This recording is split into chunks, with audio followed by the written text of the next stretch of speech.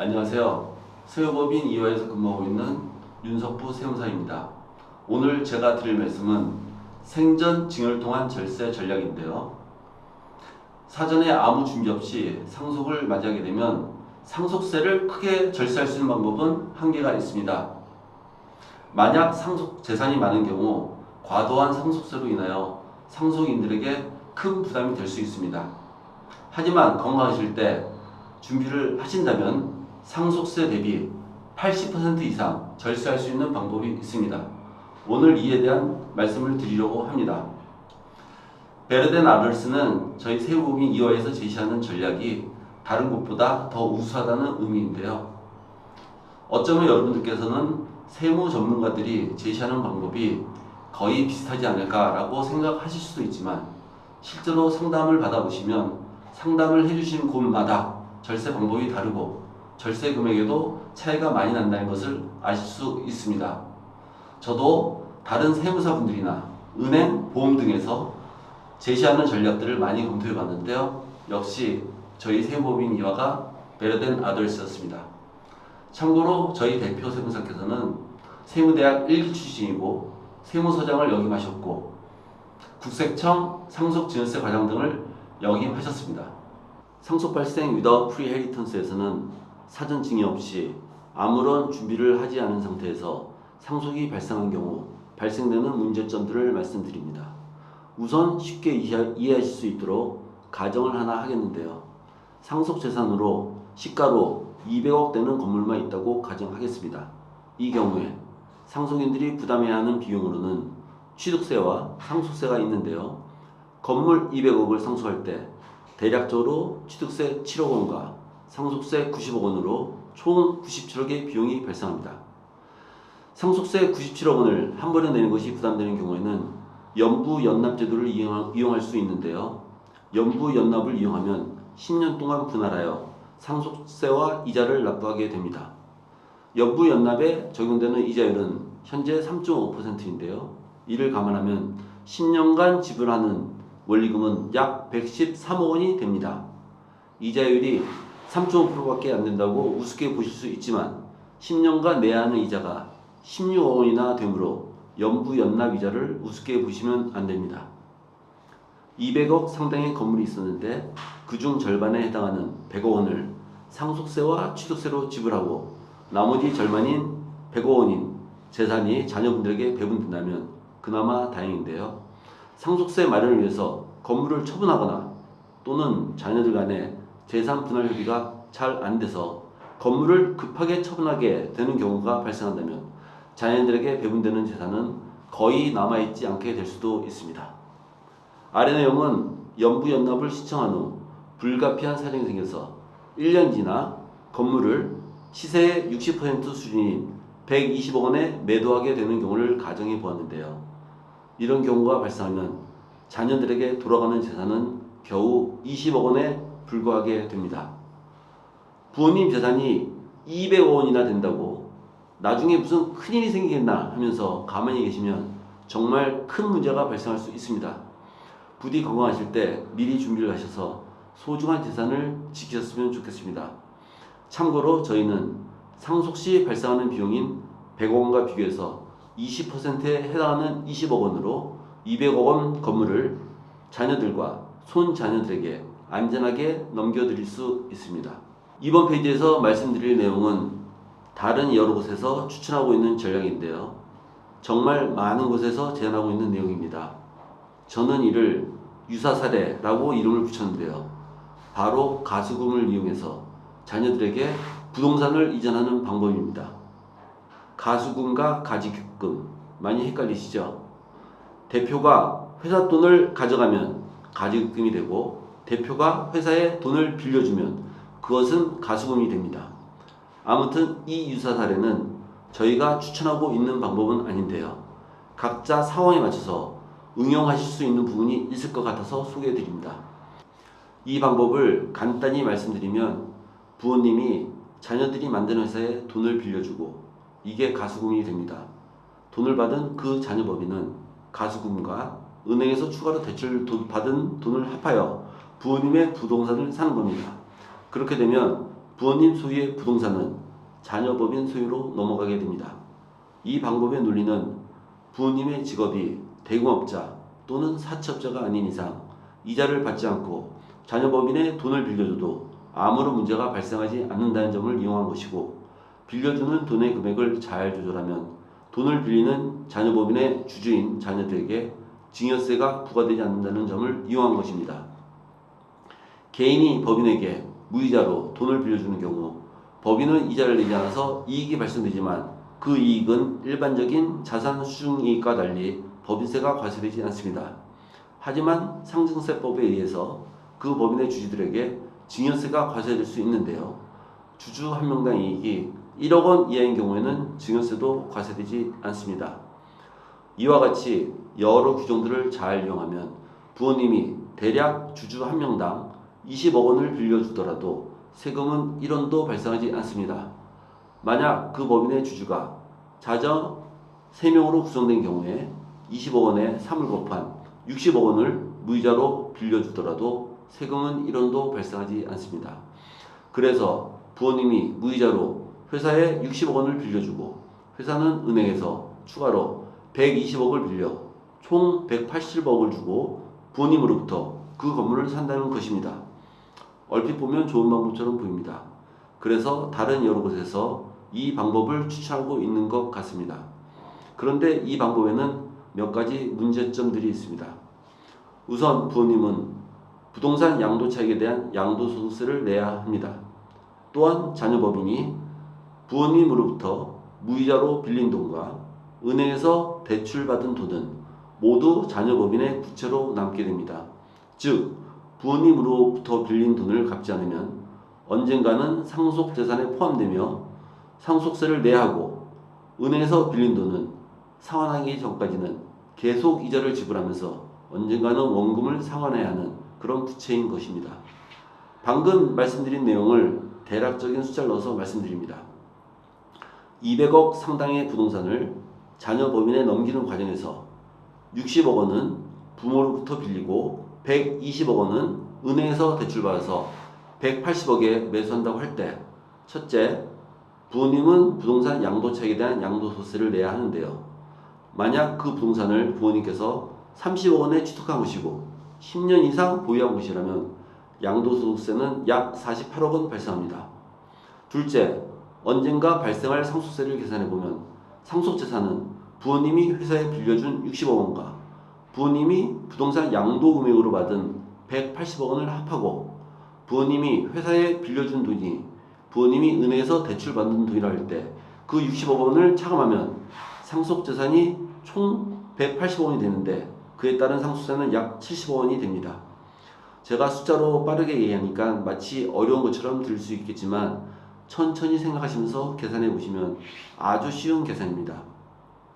셋째, 은행으로부터 빌린 120억 원은 이자와 함께 언젠가는 은행에 갚아야 합니다. 참고로 은행 이자를 연 5% 이자율로 계산한다면 1년에 이자는 6억 원이 발생합니다. 이에 따라 상속인 입장에서 순 지출 금액을 계산해 보면 양도소득세를 48억 원 내고 상속세를 70억 원 내고 은행에서 대출받은 돈 120억 원을 갚고 상속재산으로 180억 원을 받으면 순 지출 금액은 58억 원이 됩니다.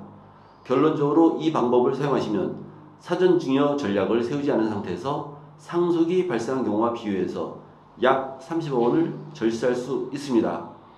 이 방법을 사용하시면 30억 원을 절세할 수 있지만 저희가 제안드리는 방법을 사용하시면 80억 원을 절세하실 수 있습니다. 또한 이 가수금 전략은 시가가 500억 이상 나가는 고가 부동산에는 적용하기 어렵고 혹시라도 시가 대비 저가로 양수도한 매매에 대하여 증여세가 과세될 수 있는 위험성이 있습니다.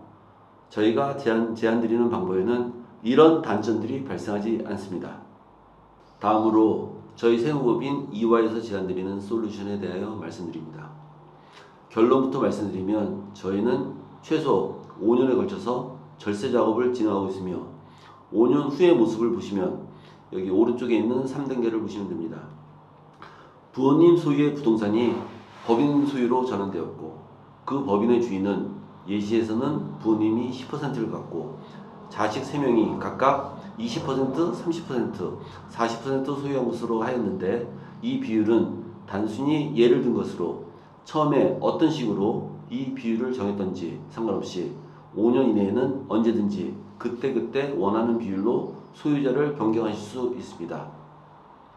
예를 들어서 처음에는 자식 3명에게 각자의 상황을 고려해서 각각 20%, 30%, 40% 주기로 하였다가 다음해에는 큰아들에게 더 주기 위해서 40%, 30%, 20%로 변경하였다가 또 그 다음해에는 자식들에게 균등하게 배분하기 위하여 30%, 30%, 30% 이런 식으로 바꿀 수 있는 것입니다. 또한 자녀들이 개인 자격으로 직접 소유하는 것이 아니라 자녀별로 별도의 법인을 만들어서 지분을 소유할 수 있게 만들어서 어떤 경우라도 증여세가 과세되지 않도록 하였으며 자녀들 각자의 가족별로 소유권에 대한 독립적인 주인의식을 갖고 한 번에 손자녀들에게도 별도의 할증 과세 없이 증여를 할 수 있도록 만들었습니다. 말이 조금 어려운데요. 예를 들면 큰 아들에게 20% 주기로 하였고 큰 아들에게는 아내와 자녀 둘이 있는 경우에 큰 아들이 대표로 있는 회사의 보유 비율은 20%이지만 그 법인의 주주를 보면 큰 아들이 50%, 큰 며느리 20%, 두 손자녀가 각각 15%씩 소유할 수 있게 만들 수 있습니다. 결과적으로 자식들 입장에서 보면 각자 가족별로 독립적으로 아버지의 부동산에 대한 소유를 주장할 수 있게 되고 한 번의 작업으로 할증 과세 없이 손자녀들에게까지 원하는 비율로 증여를 할 수 있게 됩니다. 앞선 예와 같이 200억 상당의 건물을 자식들에게 독립적으로 그리고 손자녀들에게까지 사전 증여를 하는데 소요되는 비용은 5년의 시간과 20억 원의 비용이 발생됩니다. 상속세를 내는 경우에는 100억 원 비용이 발생되었는데 그에 비하면 80%나 절세할 수 있게 되는 겁니다. 증여가 완료된 후의 모습을 다시 한번 말씀드리면 부모님 소유의 건물은 하나의 법인 소유로 전환되고 그 법인의 주인은 자녀들 각자가 대표인 독립된 법인 형태로 소유하게 됨으로써 자녀들 각 가족들은 각자 독립적으로 주인 역할을 할 수 있게 되며 손자녀들에게도 할증 과세 없이 재산을 배분해 줄 수 있게 됩니다. 최대한 절세를 하면서 이렇게 아름다운 결과물을 만들어내기 위해서는 약 5년의 시간이 필요합니다. 우선 1단계로 해야 하는 작업은 부모님 소유의 건물을 법인 전환하여 부모님이 대표자인 법인을 만드는 겁니다. 이 작업을 하는 데 있어서 중요한 점은 양도소득세를 내지 않고 이월과세를 받을 수 있도록 하여야 하고 법인 설립 비용과 취득세 비용이 적게 나올 수 있도록 잘 구상하여야 한다는 점입니다. 조금이라도 실수를 하게 된다면 위 사례를 기준으로 최소 5억 원에서 많게는 50억 원 이상 손해를 볼 수도 있습니다. 참고로 양도소득세 이월과세를 받게 되면 법인이 실제로 그 부동산을 매도할 때까지 양도소득세를 내지 않아도 되고 5년이 지난 후에는 양도소득세 상당액을 비용 처리할 수 있어서 법인의 법인세 비용을 낮출 수 있는 장점이 있습니다. 다음 2단계로 해야 하는 작업은 부모님이 5년 동안 조금씩 자녀 법인에게 지분을 증여하는 것입니다. 앞에서도 말씀드렸듯이 누구에게 얼마만큼 나눠줄까 하는 점은 온전히 부모님 의지에 달려 있습니다. 자녀들 각자의 상황을 고려하시면서 또한 자녀들 간의 우애를 지킬 수 있도록 부모님께서 생각하시기에 공정하다는 방법을 사용하셔서 나눠주시면 됩니다. 처음에는 큰아들에게 더 주려고 했다가 다음에는 막내딸에게 더 주는 것이 좋다고 판단하시면 5년 내에 언제든지 바꾸실 수 있습니다. 또한 자녀들에게 직접 주식을 주는 것이 아니고 자녀들마다 독립된 법인을 만들어서 그 법인에게 주식을 증여함으로써 개인 간 지분 다툼을 방지하고 자녀별로 독립적으로 소유권을 지키면서 손자녀들에게까지 할증 과세 없이 할아버지의 재산을 증여할 수 있게 됩니다. 2단계에서 중요한 점은 비록 지분을 증여하지만 자녀들과 손자녀들에게 증여세가 과세되지 않도록 설계하는 것입니다. 만에 하나라도 증여세가 과세될 수 있는 빌미를 제공한다면 절세 금액은 크게 줄어들게 됩니다. 반드시 기억하셔야 합니다. 어떤 경우라도 증여세가 과세되면 안 됩니다.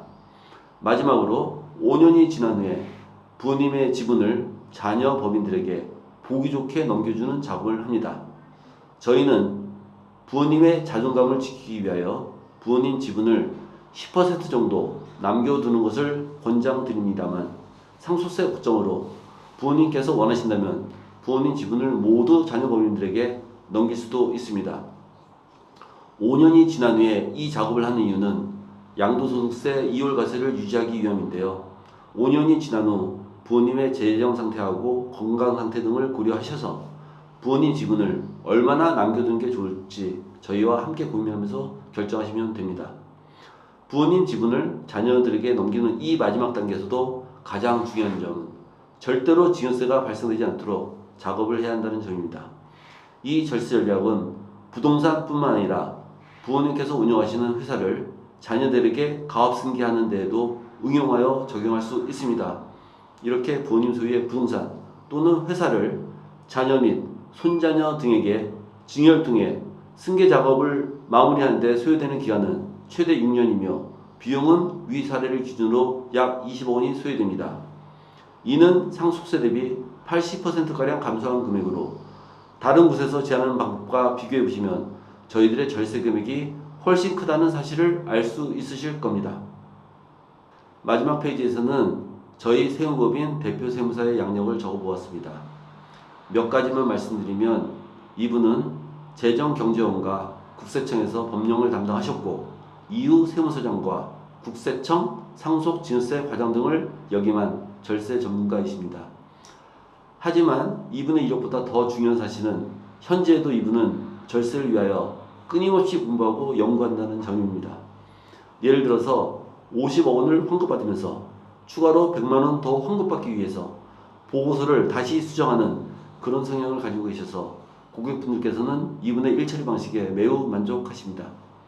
사전증여 및 가업승계에 관심을 갖고 계신 대표님들의 많은 문의를 기다리면서 이만 소개를 마칩니다. 감사합니다.